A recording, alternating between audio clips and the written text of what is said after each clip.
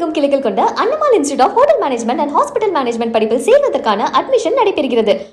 Operation Sindoor குறித்து எடுத்துரைக்க Russia சென்றுள்ள திமுக எம்பி கனிமொழி தலைமையிலான இந்திய குழு ரஷ்ய கூட்டமைப்பினருடன் கலந்துரையாடி வருகிறார்கள். கூடுதல் விவரங்களோடு இணைகிறார் நமது செய்தியாளர் ரமேஷ்குமார். வணக்கம் ரமேஷ்குமார், இதில் யாரெல்லாம் பங்கேற்றிருக்கிறார்கள்? முழு விவரங்கள்.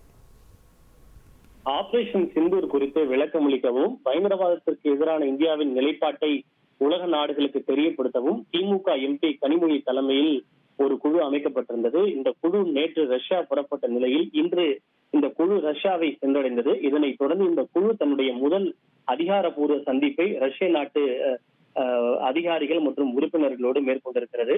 குறிப்பாக இந்த சந்திப்புக்கு முன்னதாக ரஷ்யாவிற்கான இந்தியாவினுடைய தூதர் வினய்குமார் இந்தியா மற்றும் ரஷ்யாவிற்கு இடையிலான நீண்ட நெடிய பாரம்பரியம் மற்றும் உறவுகள் குறித்து கனிமொழி தலைமையிலான இந்திய குழுவிற்கு விரிவான ஒரு விளக்கங்களை அளித்தார். இதனைத் தொடர்ந்து ரஷ்யாவினுடைய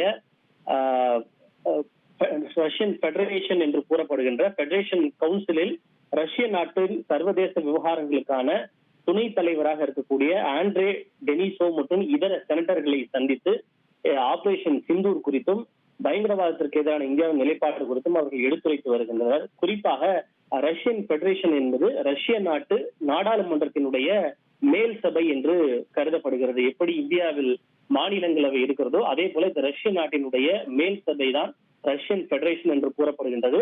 அதில் இருக்கக்கூடிய மிக முக்கியமான ஒரு குழு தான் ரஷ்யாவினுடைய பெடரேஷன் கவுன்சில் என்பது.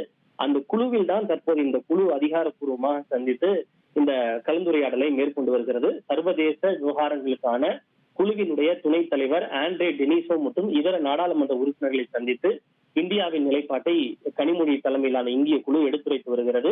இந்த சந்திப்பின் போது பெஹல்காம் பயங்கரவாத தாக்குதலை ரஷ்யா கண்டிப்பதாகவும் பயங்கரவாதத்தை அனைத்து வடிவங்களிலும் நிலைப்பாட்டிலும் ஒழிப்பதில் இந்தியாவுடன் ரஷ்யா துணை நிற்பதாக ரஷ்ய தரப்பில் தெரிவிக்கப்பட்டுள்ளது.